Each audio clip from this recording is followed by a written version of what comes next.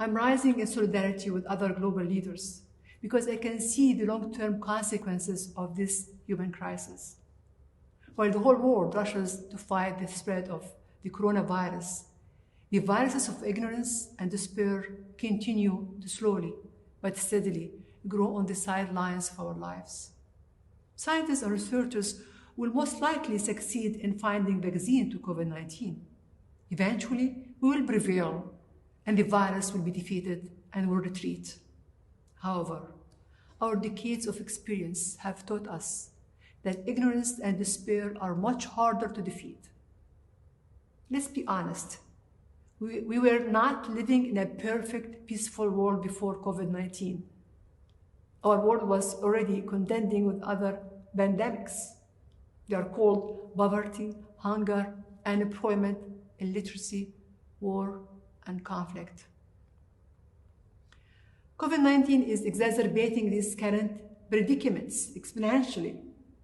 We cannot turn a blind eye from the long-term consequences that will likely imprint our children and youth. More than 90% of the world's enrolled children are currently out of school, many of which do not have access to online learning. And according to the ILO, the MENA region is projected to lose 5 million jobs, added to the current 40 million jobs that need to be created for youth. So if you don't intervene, the effects of this crisis will have disastrous education and economic effects on our young people. We'll be leading them down a dangerous path of hopelessness and possibly extremism. We cannot let this ticking time bomb go off. And we are living in a digital world.